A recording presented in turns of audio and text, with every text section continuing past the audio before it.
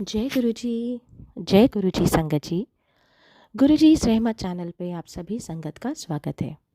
आज का सत्संग बहुत ही खास सत्संग गुरु महाराज की पुरानी संगत ब्रिगेडियर जसपाल अलग अंकल का सत्संग है। हम सभी जानते हैं गुरु महाराज का रिश्ता बहुत ही खास होता है आर्मी ऑफिसर्स के साथ में। अंकल ने बहुत प्यारे सत्संग साझा करे हैं। मैं आप सभी से निवेदन करूंगी इस सत्संग को पूरा और अंत तक ज़रूर सुने।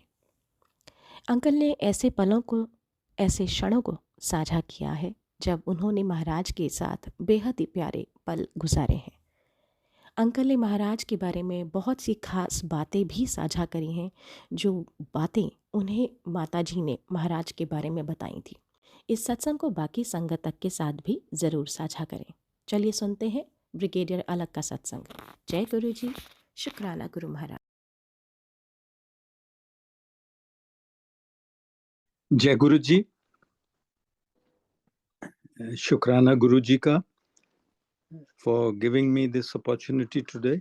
मेरे को गुरु जी के चरण स्पर्श करने का मौका अगस्त 98 में मिला,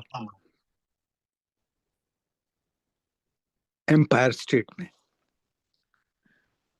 मैं एक्स आर्मी ऑफिसर हूँ, जैसे आपने बताया, और उस टाइम में 96, 97, 98 में आर्मी हेडक्वार्टर में पोस्टेड था। और मेरे रूम के सामने ही एक जनरल थे जनरल विनोद सहगल। उनको मैं मिलता था, और वो जब कर्नल थे जलंधर में, वो यूनिट कमांड करते थे। वो एरोपी पायलट भी थे और यूनिट कमांड करते थे। उनके सत्संग भी यूट्यूब में आप ने सुने होंगे। तो वो थे, उनसे मेरी कभी कभी बातचीत होती थी। तो उन्होंने मुझे बताया एक दिन गुरुजी के बारे में, और उन्होंने बताया कि ऐसे जलंधर में गुरुजी उनके ऑफिस में भी कभी कभी आ जाते थे। तो ऐसे ही बताया कि एक दिन उनके ऑफिस में आए, और उस दिन उनके आने के थोड़ी देर के बाद उनका एक मेडिकल होना था प्रमोशन के लिए, जो हॉस्पिटल में होना था। पूरी बॉडी के पूरे वेरियस पैरामीटर्स चेक किए जाते हैं उसमें। तो गुरुजी आए और गुरुजी को उन्होंने चाय ऑफर की, और साथ ही साथ वो बार बार अपनी घड़ी देखते थे। तो गुरुजी ने कहा कि एक घड़ी तू देख रहे हैं बार बार, तेरा मेडिकल आज नहीं होएगा। उनका मेडिकल होना था करीब 12-1 बजे। आज नहीं होगा तेरा, कल 12 बजे अमृतसर में होगा। तो गुरुजी के जाने के थोड़ी देर बाद ही उनको मैसेज आ गया हॉस्पिटल से कि जो मेडिकल स्पेशलिस्ट जिसने उनका एग्जाम करना था वो वहां पे नहीं है, अवेलेबल नहीं है। तो आप कल, उनको बोला गया कि अमृतसर चले जाएं सुबह, वहां पे आपका मेडिकल होगा। अमृतसर जलंधर से 1-1.5 घंटे की ड्राइव है उन दिनों में, पर्टिकुलरली सुबह के वक्त। तो वो अगले दिन अमृतसर चले गए सुबह। वहां पे जाने के बाद वो बाहर बैठ के वेट करते रहे उनका। काफी डिले हो गया, तो करीब 11:45 बजे उन्होंने देखा कि, सुना कि मेडिकल स्पेशलिस्ट आ रहे हैं अभी अपने ऑफिस के अंदर। वो ऑफिस के बाहर ही बैठे थे। तो जैसे ही वो मेडिकल स्पेशलिस्ट आए और इन्होंने भी उसकी तरफ देखा, उसने एकदम इनको जप्पी लगा दी। He hugged him. और जनरल सहगल बताते हैं कि उनको एकदम याद आया कि जब वो यूनिट एरोपी कमांड करते थे या उसमें थे, तो सिक्किम में एक लैंडस्लाइड हुआ था बड़ा भारी, जिसमें इंजीनियर रेजिमेंट के जवान वगैरह काफ़ी कैजुअल्टीज भी हो गई थी, और वो रेस्क्यू ऑपरेशन में उन्होंने, वो हेलीकॉप्टर पायलट थे, उस रेस्क्यू ऑपरेशन में इन्वॉल्व थे।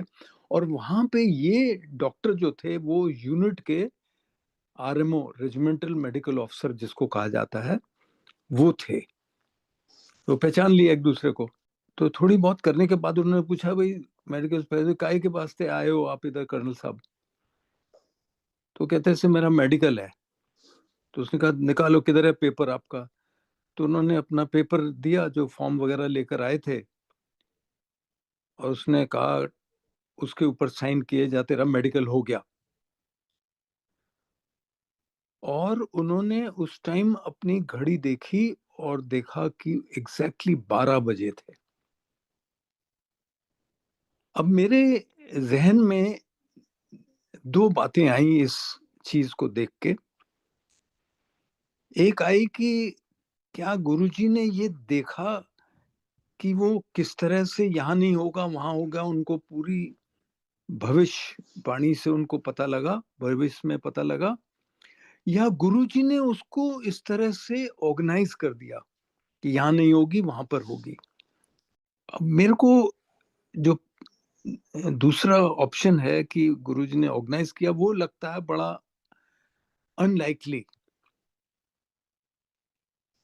और ये जो पहला ऑप्शन है कि गुरुजी ने देखा कि वहां पर होगा, वो अंतर्यामी है, वो देख सके वहां पर होगा। तो भगवान जो है वो हमारे हर फ्यूचर को बिल्कुल देख सकते हैं कि कहां पर क्या होने वाला है। और उसे कभी अगर अगर मान लो किसी ने खड्डे में गिरना होता, भगवान देख सकते हैं उसको। तो उससे पहले अगर वो भगवान के चरण पकड़ लें, उनकी शरण में आ जाएं, तो वो उसको वहां गिरने से रोक देते हैं। एक आंटी जलंधर में अपने बच्चे को, बेटे को लेकर, 10 या 12 साल का था, कि गुरुजी से पेन ब्लेस कराने गई कि इसका कल एग्जाम है और पेन ब्लेस कर दो। गुरुजी ने पेन ब्लेस कर दिया। अगले दिन जब एग्जाम में वो बच्चा गया, उसने कुछ नहीं लिखा, बैठा रहा। ऑब्वियसली जब रिजल्ट निकला हफ्ते 2 हफ्ते बाद, वो फेल हो गया। तो वो आंटी थी, फिर आई गुरुजी के पास, गुरुजी आपने प्लेन ब्रेस किया था, वो तो फेल हो गया। तो गुरुजी ने सीधा कहा, अगर लिखेगा नहीं कुछ भी तो कैसे पास होगा? इसका मतलब कि कर्म तो हमको करने ही पड़ेंगे। 2004 के पास कभी गुरुजी ने मुझको एक मुट्ठी भर के अपने स्वरूप दिए। एक दिन मैं और मेरी आंटी गई, स्वरूप दिए और साथ में कहा, इन्होंने अपनी कार च रखा कर। मेरा बेटा उन दिनों में अमेरिका आ गया था, शिफ्ट हो गया था। थोड़े दिन ही बाद ये मैं हमने कार में रखने लगे। और मैं इतना बता दूं कि अभी मैंने इंडिया से मैं वापस आया हूं सिएटल में। मैंने अभी वो 15 साल के बाद, वो जो 15 इयर्स में आपको डिस्कार्ड करनी है कार को, उस कार को मैं डिस्कार्ड करके आया हूँ। और उसमें वो गुरुजी का स्वरूप लगा रहता था। और 15 साल उस गाड़ी ने हमको कभी भी पंचर तक नहीं हुआ हमारा, सड़क के ऊपर कभी कोई प्रॉब्लम नहीं हुई। तो हमारी आंटी साथ ही साथ अगस्त में कभी 2004 में अमेरिका जा रही थी बेटे के पास उधर। तो वो वहां गई, मैं नहीं जा पाया कुछ कारणवश। तो उन्होंने एक स्वरूप उसकी कार में लगा दिया। मैं रेगुलरली पीछे से जाता था एम्पायर स्टेट। तो एक दिन मैं एम्पायर स्टेट गया और लंगर करके जब घर लौटा, तो मुझको सोने से पहले बड़ी जोर की फ्रेग्रेंस आई रोजेस की, अनमिस्टेकेबल। तो मैंने कहा, शायद जहन में आया कि गुरुजी ने ब्लेस किया है कुछ, सो गया मैं।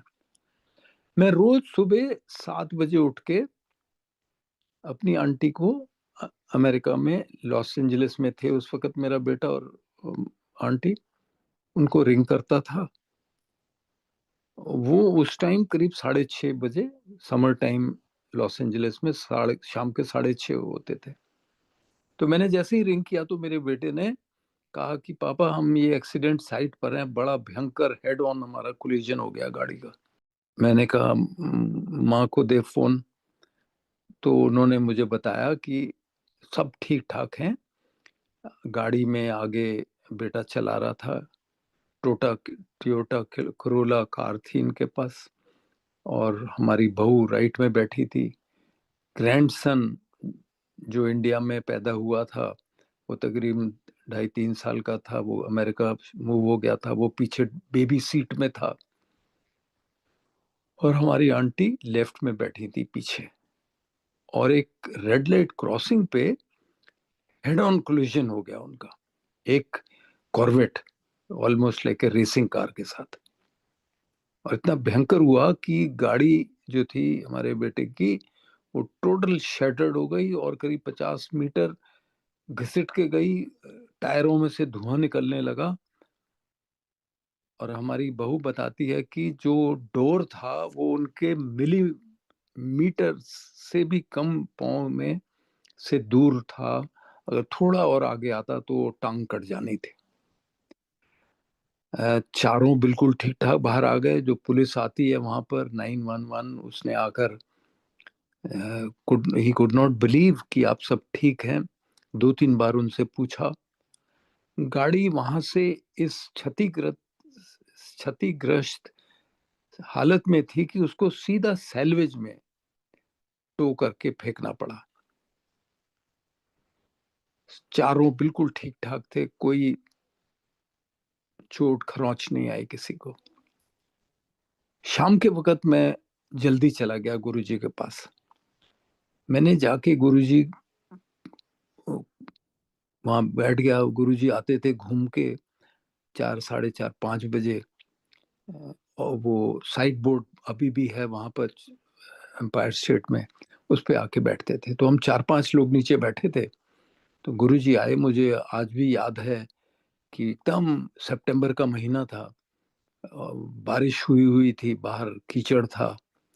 जो एम्पायर स्टेट की रोड अब बहुत अच्छी हो गई, उस टाइम कच्ची रोड थी बिल्कुल, 98 में 2004 में। बिल्कुल वाइट नाइकी के शूज, फॉन कलर का ट्राउजर और बर्बरी की टी शर्ट पहनी हुई गुरुजी ने अंदर आए और बैठे। और मैं बिल्कुल सोचा, मैंने दिल में सोचा कि अभी मैं गुरुजी को बताऊंगा एक्सीडेंट के बारे में। और मैं ऐसे खड़े होके एक्सीडेंट वर्ड ही करने लगा। गुरुजी ने सीधा कहा बैजा, मैंने पता की होया। अब मेरे जहन में एक बात आई बाद में कि हम इतने गुरुजी के पास जाते हैं, तो ये एक्सीडेंट ही क्यों हुआ। तब ये मेरा एनालिसिस हुआ कि हमारे कर्मों का फल तो हमको मिलेगा ही। गुरु जी की शरण में जाने से आपका 90% कष्ट, जो उस time in form of serious accident, fatal injuries हो सकती थी, वो काट दिए गुरुजी ने। 10% जो था वो सिर्फ हुआ। उसमें क्या हुआ कि कार नष्ट हो गई, जो इमेटीरियल है। तो ये है गुरु जी का मानने का। तभी गुरुजी कभी कहते थे, मानो मांगो मत मुझसे, मुझे सब पता है। लोग उनके पास आते थे, कई लोग, उन्होंने जिक्र किया है कि एक अपनी लॉन्ड्री लिस्ट बना के 10 पॉइंट की गुरुजी से ये पूछेंगे, बट गुरुजी की प्रभाव से मैं कहूंगा वो बिल्कुल ब्लैंक हो जाते थे वहां पर। और गुरुजी को पता था कि क्या पॉइंट ये वो लेकर आया है। तो गुरुजी जानी जान है। मैंने 98 में जब मैं गुरुजी के पास पहली बार गया, तो जाने के 1 हफ्ते के अंदर ही मैंने चंद एक चमत्कार देखे। पहला तो चमत्कार क्या देखा, उन दिनों में हम 6-8 लोग ही थे, गुरुजी के पास जाते थे हम, जो होते थे इनिशियली। फिर संगत बढ़ने लगी आस्ते आस्ते करके, फिर पूरा नीचे हॉल भर जाता था। फिर फर्स्ट फ्लोर भी था उनका, सीढ़ियों में लोग बैठ जाते थे।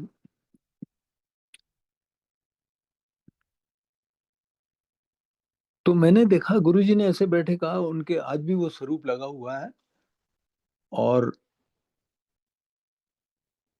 गुरुजी ने कहा वो देखो अमृत गिर रहा है स्वरूप। तो हम सब उठे और देखा, हमने हाथ लगाया, बिल्कुल वो अंदर से उनका स्वरूप और बाहर शीशा दोनों गीले थे। और हाथ में इतनी हमारे फ्रेग्रेंस आई, हम बैठ गए। बट कान से हमारे एक जू नहीं गुजरी कि ये क्या हमने देखा। ऐसे ही कि समथिंग हैज हैपेंड, ऐसा सोच के बिल्कुल उसके ऊपर ज्यादा ध्यान नहीं दिया। फिर मैं देखता था कि गुरुजी अपने राइट हैंड से लेफ्ट फोरहेड को रब करते थे और वहां एक डीप त्रिशूल बन जाता था। ये मैंने कई बार देखा, बिल्कुल जैसे काले रंग का त्रिशूल, वो टैटू होता है इस तरह का। बल्कि मैं कई बार वो देखता रहता था। और फिर जब अपने कमरे से आते थे, उनके कमरे से डार्क ब्लू, बिल्कुल डार्क जैसे काले रंग की, ब्लू काले ब्लूइश ब्लैक लाइट में से गुरुजी बाहर आते थे। तो मैं सुधा आंटी को थोड़े टाइम पहले मिला, उनसे मैंने पूछा तो उन्होंने कहा ये different people saw different colour light. Guruji ने डिफरेंट लोगों को डिफरेंट कलर की लाइट दिखाई।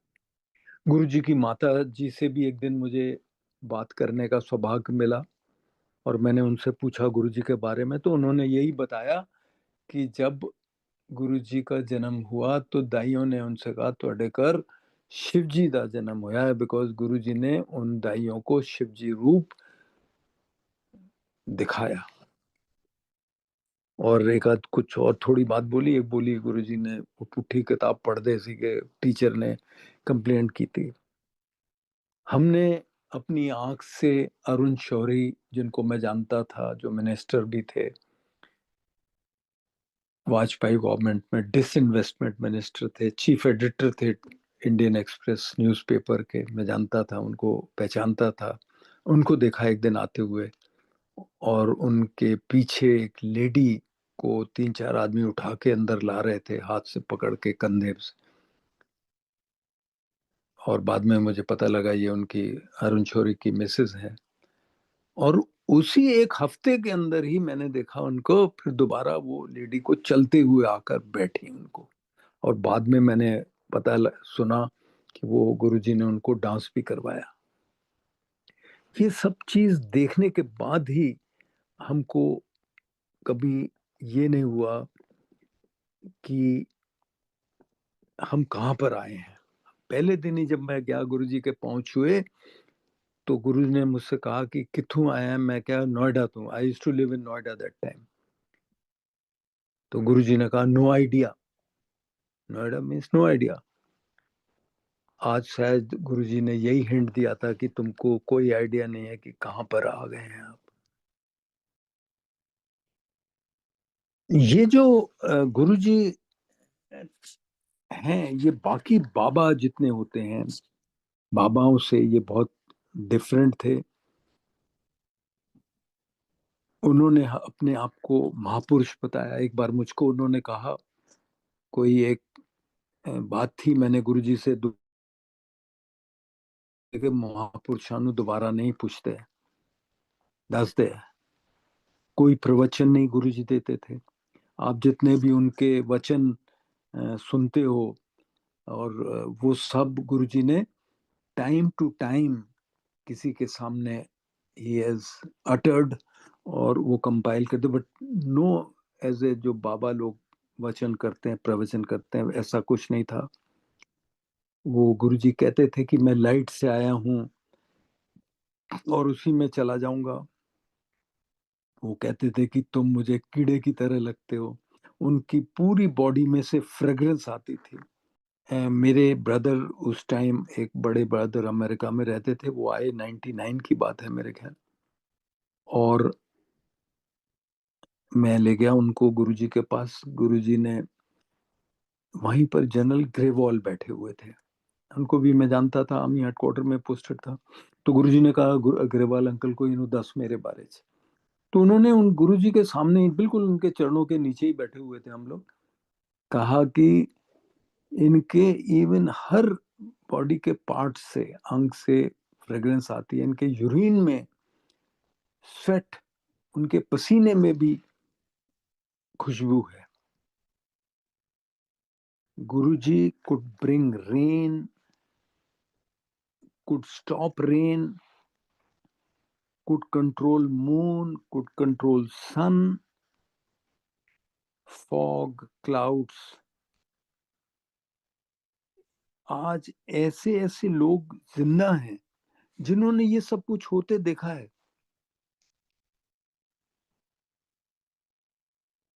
दर्शन आंटी ने एक दिन समर में, मई जून था, जब बड़ा मंदिर बन ही रहा था, तो गुरुजी वहां पे संगत ले गए, 4-6 आदमी। और बहुत गर्मी थी मई जून के, और एसी पंखे नहीं लगे। उनको, दर्शन आंटी की बहुत गर्मी है, उन्होंने कहा गर्मी है। गुरु जी ने हाथ ऊपर किया, there was lightning, there was thunder, और एंड इट स्टार्टेड रेनिंग, और मौसम बिल्कुल सुहाना हो गया। और वो आंटी बताती हैं कि हम जैसे ही आज्ञा लेके बाहर निकले, तो बड़े मंदिर की दरवाज प्रेमिसेस के बाहर बिल्कुल दिल्ली तक सूखा हुआ था। He could extend age, cure most dreaded diseases. Guruji is omnipotent, सर्वशक्तिमान। वो, he could change sex, he could bless children. Guruji is omnipresent. वो एक जगह से दो जगह एट ए सेम टाइम लोगों ने एक्सपीरियंस किया है, देखा है, महसूस किया है। रूमा आंटी ने, जो वहीं पे एम्पायर स्टेट में रहती थी, उन्होंने अपने सत्संग में बताया कैसे उन्होंने गुरुजी को बाहर देखा, और उनकी कार में वो उनको अंदर लेकर आए, और किस तरह से सेवादार ने कहा कि 8 बजे से पहले तो गुरुजी कर ऑफिस, अपने कमरे से बाहर ही नहीं आते हैं। और जबकि वो 6 बजे गुरुजी को उसने बाहर देखा। किल अंकल, जो chief justice Punjab Haryana high court के, उन्होंने बताया इसके बारे में। ही इज अंतर्यामी, ओमनीसिएंट, अंदर की बात को जानने वाले। इसीलिए कहते हैं कि उनको आप बताओ मत कुछ भी, उनको पता है। ये तो मेरा अपना भी पर्सनल एक्सपीरियंस है। आई थिंक 2006 की बात थी। और एक दिन, कभी कभी गुरुजी किसी किसी को बताते थे कि तो खड़े होके दसो अपने, मेरा क्या, what experience did you get, और क्या ब्लेसिंग्स मिली। तो ऐसे ही किसी अंकल को बोला, मेरे साथ ही बैठे थे, मैं उनके पास बैठा था, तो मैंने सोचा मेरे को अगला बोलेंगे, तो मैं भी दिल में सोचने लगा कि मैं क्या क्या पॉइंट बताऊंगा। बट वो नहीं हुआ, मेरे को नहीं गुरुजी ने खड़ा किया। बट जैसे ही मैं मत्था टेक के जाने लगा, तो गुरुजी ने कहा कि जो कुछ तेरे नाल होया है, लिख के कागज ते रोमा आंटी साथ खड़ी हैं, उनको दे देना। मैं अभी इंडिया से वापस आया हूँ, और 1-2 हफ्ते पहले ही रोमा आंटी को मैं बड़े मंदिर में मिला। तो उन्होंने बताया कि गुरुजी ने कैसे बताया था कि जब 50 पेपर हो जाएं तो मेरे को, then you hand over this back to me, the complete bump. So they were about 100 लोगों के, मेरा ख्याल सत्संग है उसके अंदर। सो ही इज अंतर्यामी। उनकी स्ट्रेंज चीज यह है कि could cure cancer by just merely saying जा तेरा कल्याण कीता। Ulcer could be cured by chilies, heart blockage by giving samosas, diabetes by giving मिठाई। मेरा अपना एक्सपीरियंस रहा है। 2000 में हमारा मेडिकल होता है आर्मी में, मैं बॉर्डर लाइन डायबिटिक था। मेरे ब्रदर, दो तीन दूसरे ब्रदर हाईली डायबिटिक थे। मेरे को गुरुजी ने एक दिन 4 इमरती दी और बुला के मुझे 4 और इमरती दी, और उसके बाद शायद लंगर के साथ भी कुछ लड्डू वगैरह खाया। और आज करीब 25 साल हो गए हैं, मेरा ब्लड शुगर वहीं का वहीं है, कोई चेंज नहीं है। अब गुरुजी जो हैं वो, आप नहीं उनके पास जाते, गुरुजी आपको बुलाते हैं, बुलावा भेजते हैं। उनकी आज्ञा के बिना आप नहीं जा सकते। ये मेरा पर्सनल एक्सपीरियंस है। मैं जलंधर में पोस्टेड था 6 साल के लिए, और उसमें मैं डिफेंस कॉलोनी में भी एक घर में करीब 1.5 साल रहा। हार्डली 50-100 गज दूर था शिव मंदिर से, गुरुजी के मंदिर से। मैं कभी नहीं वहां पर गया। तो जब बुलावा आता है तभी आप उनके पास जा सकते हैं।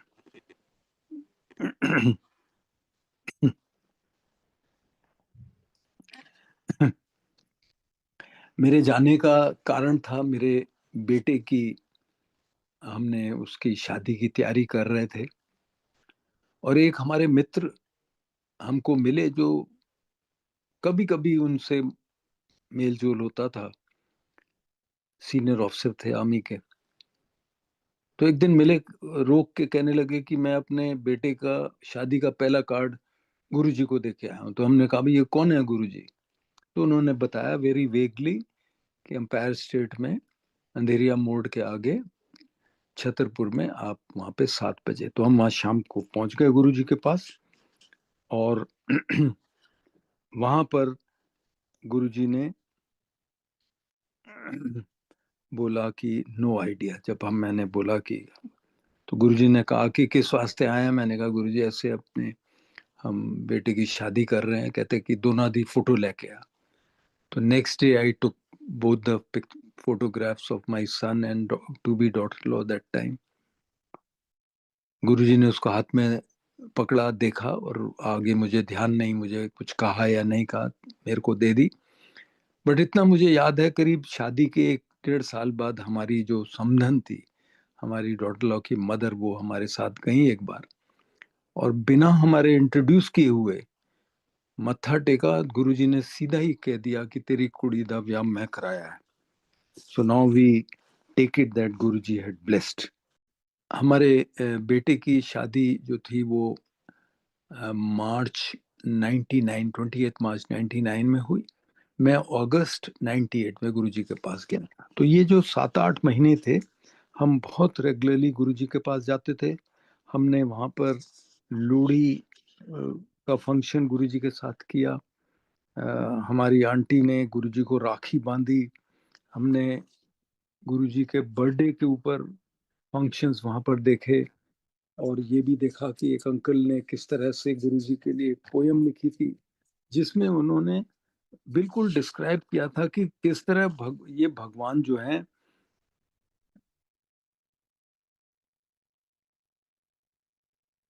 हेवन से नीचे उतर के आए हैं। वो पोयम में उन्होंने ये लिखा था। और गुरुजी वहीं पर बैठे थे, सुन रहे थे। बट गुरुजी ने साथ ही साथ हमारे दिमाग पे ऐसा पर्दा डाला हुआ था कि ये सब देखते हुए हम तो यही फिर भी सोचते रहे कि इतना अट्रैक्शन होता था। 30-35 किलोमीटर नोएडा था वहां से, वहां हम रोज शाम को निकल जाते थे जब भी मौका लगा। मगर कभी ऐसा नहीं हुआ कि हम कोई भगवान के पास जाके बैठ रहे हैं। बहुत अच्छा अट्रैक्शन होता था। लंगर बड़ा स्वादिष्ट होता था। एक बार लंगर में general Manek Shah, chief field marshal, not general, field marshal Manek Shah अपनी वाइफ के साथ कई बार आए। देखा मैंने, एक दिन मेरे साथ लंगर किया उन्होंने, और उन्होंने पहला ही ग्रास मुंह में डालते ही कहा कि इट्स अ डिवाइन टेस्ट। तो ये इस तरह का हमको होता था, बट शायद भगवान ने हमारा माइंड कंट्रोल किया था। और सेकंड रीजन ये था कि हमको शुरू के ही दिनों में सेवादारों ने कहा था कि गुरुजी का हुक्म है कि आप जब यहाँ से आज्ञा लेके जाते हो, किसी से बात नहीं करनी, अपनी कार में रख के सीधे घर चले जाना, टेलीफोन पे भी बात नहीं करना। हालांकि उन दिनों में टेलीफोन इतने नहीं होते थे, मोबाइल वगैरह इतने नहीं थे 98 में। तो हम वही रूल या ऑर्डर को फॉलो करते रहे, कभी किसी से बात नहीं की। इससे हमको ये नहीं पता लगा कि दूसरे के ऊपर क्या गुरुजी की कृपा हुई। तो गुरुजी ने हमारा माइंड कंट्रोल किया हुआ था। हमारे बच्चों की शादी मार्च 99 में हुई। बड़ी सुंदर शादी हुई एक 5 स्टार होटल में। उसके बाद बच्चे जो थे हनीमून के लिए अमेरिका आए, और अमेरिका से उन दिनों में मेरा बेटा दुबई में काम करता था।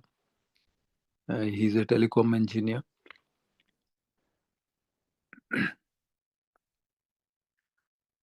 तो जब वो दुबई अमेरिका में था, एक महीने के बाद उसने वापस आना था, तो मेरे को रिंग किया, कहता पापा यहाँ से तो अमेरिका से it's very difficult to get a visa, one जिनको वीजा मिलता है वो वापस ही नहीं जाते हैं। तो मैंने उसको डांटा और मैंने कहा कि तुम वापस आओ, तुम्हारे लिए गुरुजी ने कुछ और प्लान किया हुआ है। So he came, and finally in 2004 he left for America. Now, एक दिन मैंने शादी के बाद कभी 99 की बात है, मिड 99, मैंने गुरुजी को बताया, ऐसे गुरुजी ये दुबई में है, हम वहाँ पे we will like him to be in Delhi near us. और गुरुजी ने सुना और कुछ बोला नहीं।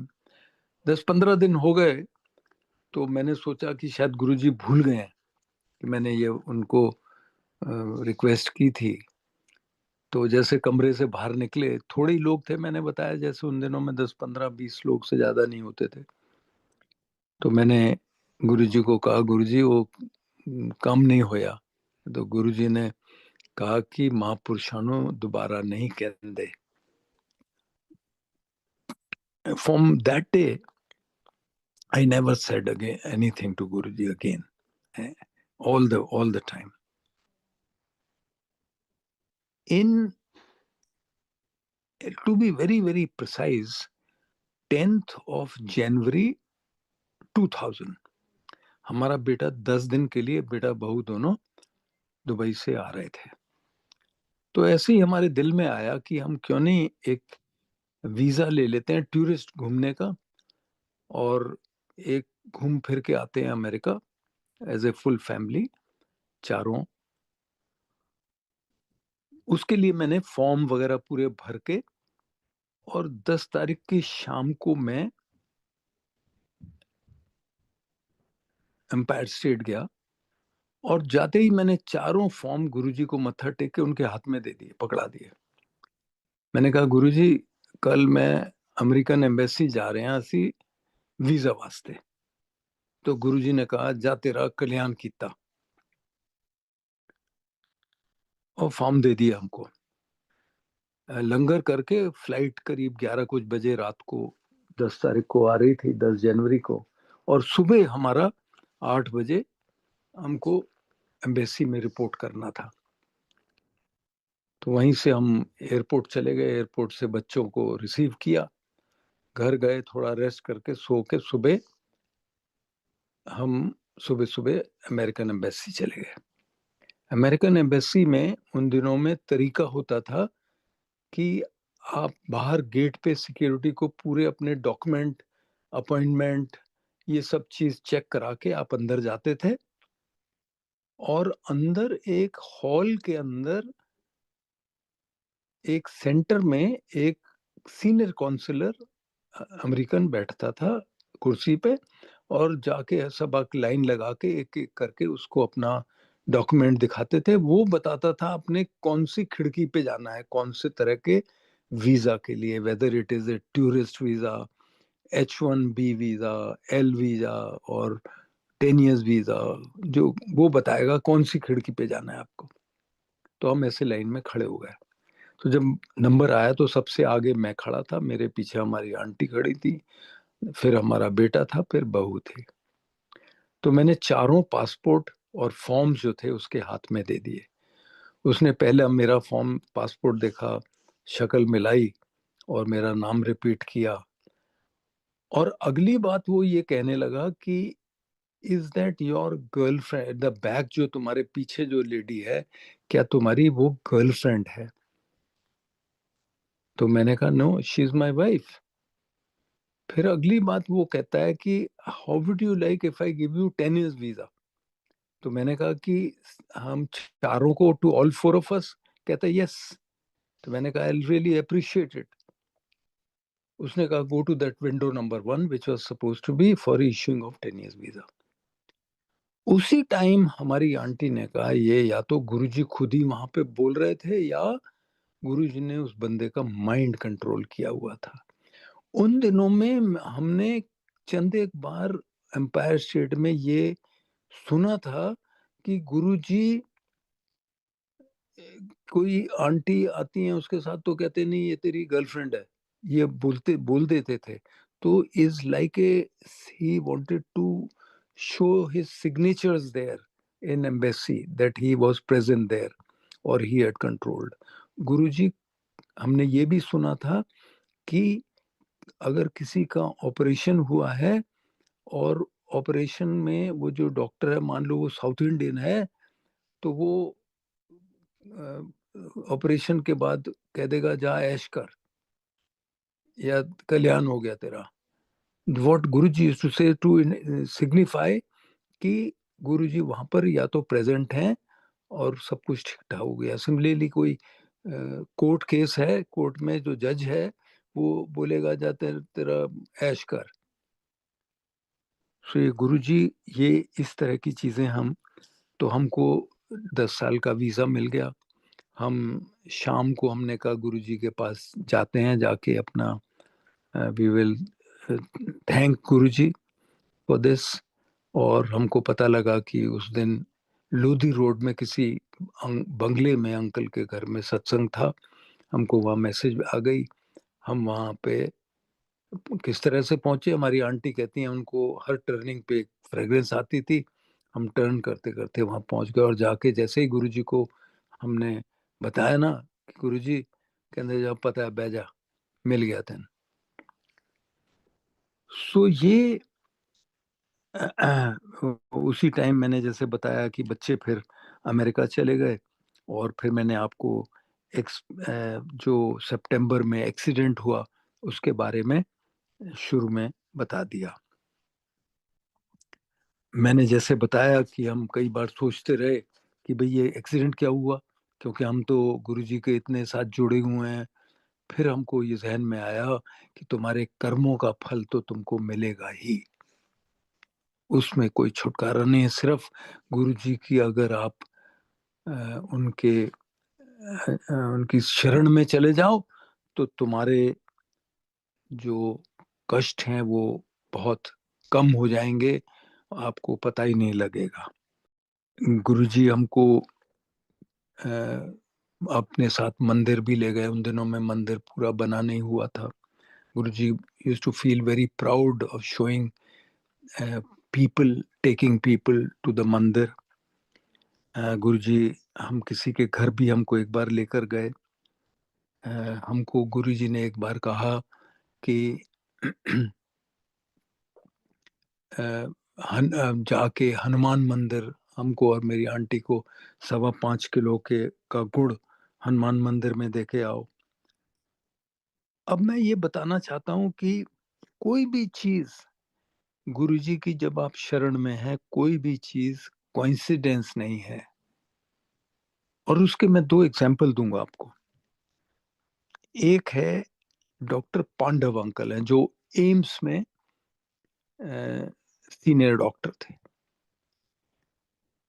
वो बताते हैं कि किस तरह वो पूना गए एक बार 2005 में या 6 में, और बस में ट्रेवल करते हुए बारिश के दिनों में कलवर्ट के ऊपर, या जो एक्वाडक्ट होता है जहाँ पे ब्रिज के ऊपर से पानी ऊपर कभी फ्लो करने लगता है, तो ब्रश वाले ने pressed on to cross the bridge, और वो बीच में बस अटक गई। आपको पता है कि ये कितना सीरियस हो सकता है कि ज्यादा अगर वाटर का फ्लो आ जाए तो बस की बस बह जाती है। मगर सामने ही उन्होंने देखा कि एक ट्रैक्टर आया, ट्रैक्टर बस को खींच के बाहर निकाल दी। यहां तक तो सब कोइंसिडेंस हो सकता है, मगर जैसे ही वो पांडव अंकल अपने घर गए पहुंचे, शाम को गुरुजी का फोन आया, और गुरुजी ने कहा कि तेन देखा किस तरह कढ़ लिया बस तू। So this was done by God himself, rescued him. And may be उनकी किस्मत से और भी 30-40 जो बस के अंदर सवार थे, उनको वो भी जान बच गई उनकी। ऐसे ही एक एमपी अंकल हैं जो हमारे साथ यहाँ सिएटल में रहते हैं।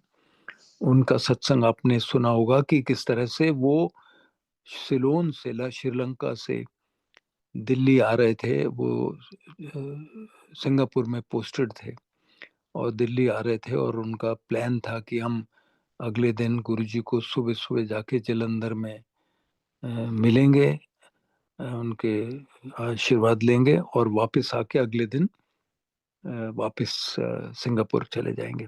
तो जैसे ही वो दिल्ली के एयरपोर्ट पे पहुंचे शाम के वक्त, तो पता लगा कि फॉग इतना ज्यादा है कि the plane can not land.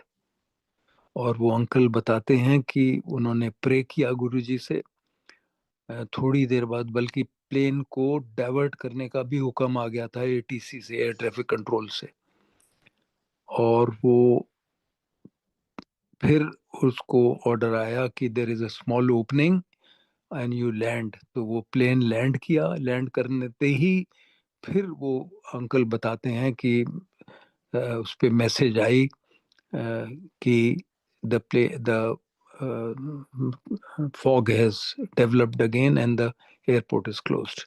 और जब वो अगले दिन गुरुजी के पास पहुंचे, तो गुरुजी ने पहले कहा कि सब नु 10 दिन जहाज तो किस तरह हेठा उतारे।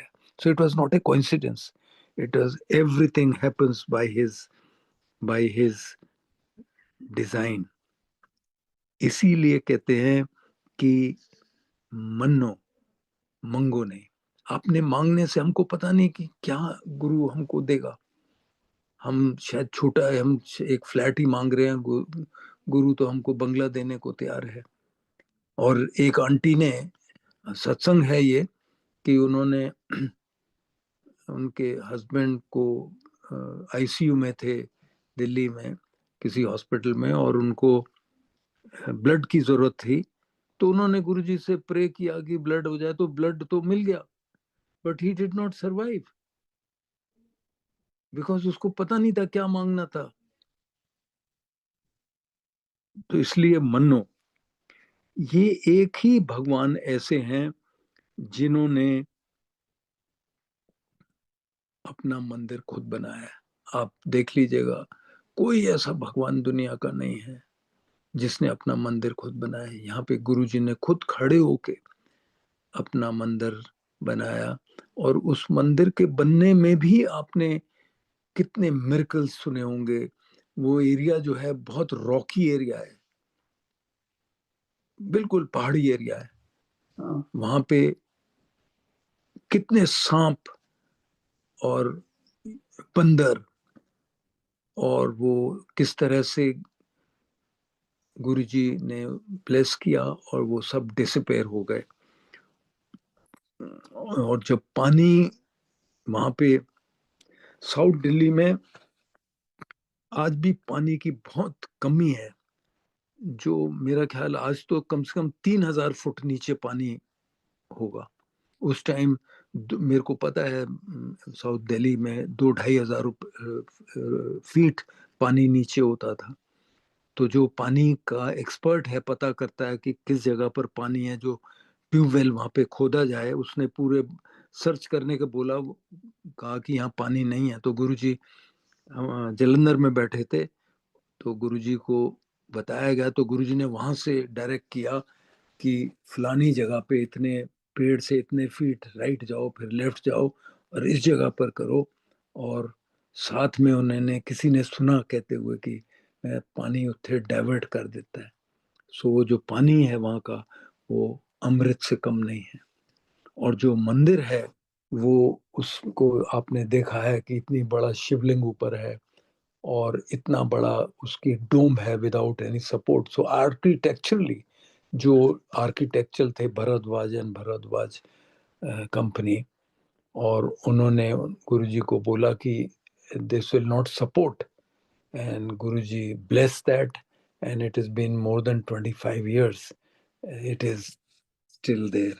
There is a story that how जो बाहर शिव मूर्ति लगी हुई है बाहर बड़े मंदिर के, वो उसको किस तरह से स्टॉल किया गया, वहां पे रखा गया। गुरु जी ने अपना जो ट्रू सेल्फ किसी को नहीं बताने लगा। कईयों को उन्होंने लास्ट के दिनों में जाने से पहले, जब वो चोला छोड़ने की उन्होंने तैयारी कर ली थी, मन बना लिया था, तब उन्होंने रिवील करना शुरू किया। किसी को कहा कि तुसी शिव के सामने खड़े हो। और उषा आंटी जो यहाँ पे सेटल में रहती हैं, उनको एक दिन गुरुजी ने कहा कि जाओ तुसी बड़े मंदिर सवेरे सवेरे सोए जाओ वहां पे। तो उन्होंने कहा कि गुरुजी आप भी होंगे? कहती नहीं, अकेले जाओ 7 बजे वहां। तो गुरुजी वो सब गार्ड, वो जो माली हैं, उनको इन्फॉर्मेशन थी कि उषा आंटी आएंगी। तो जैसे वो वहां पहुंची, वो उनकी सिस्टर, तो उन्होंने जैसे ही शिव मूर्ति के पास गई, तो उन्होंने देखा आधे वो गुरुजी हैं, आधी शिव मूर्ति है। और वापस जब आए तो गुरुजी ने पूछा, देख लिया? तो उन्होंने इस तरह से अपने को रिवील करना शुरू कर दिया। गुरुजी की टीचिंग, मैंने जैसे बताया कि कोई वो गुरुजी कोई प्रवचन नहीं करते थे, बट कभी कभी ऐसे छोटे हुए बोल देते थे कि it is good to be vegetarian, it is good, ऐसे इस तरह से कहते थे। तो इस तरह से एक वो कहते थे कि ABC, follow ABC, don't abuse, don't backbite, don't complaint. ये एक बहुत पोटेंट वर्ड्स हैं, बहुत शक्तिशाली वर्ड है। आप अगर हम जिंदगी में इस चीज को फॉलो करें, हम देखेंगे कि हमारा कोई दुश्मन ही नहीं होगा, हमको प्यार ही प्यार मिलेगा हर जगह पर। Help everybody, help the needy. और किसी को आप don't hurt anybody, help wherever you can.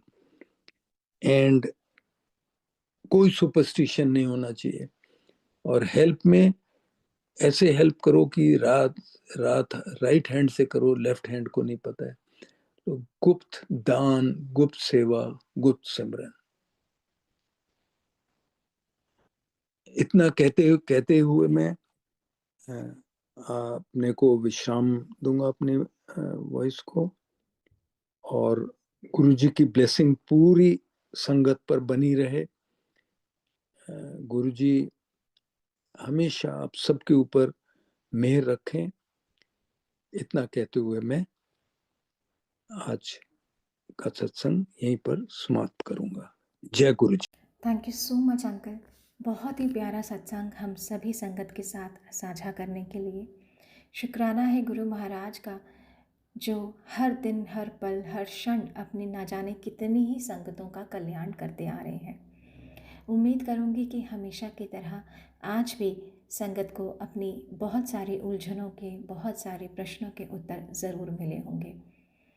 संगत जी, गुरु महाराज इसी तरह अपनी कृपा दृष्टि हम सभी पर करते रहें, इसी कामना के साथ जय गुरु जी। शुक्राना गुरु महाराज।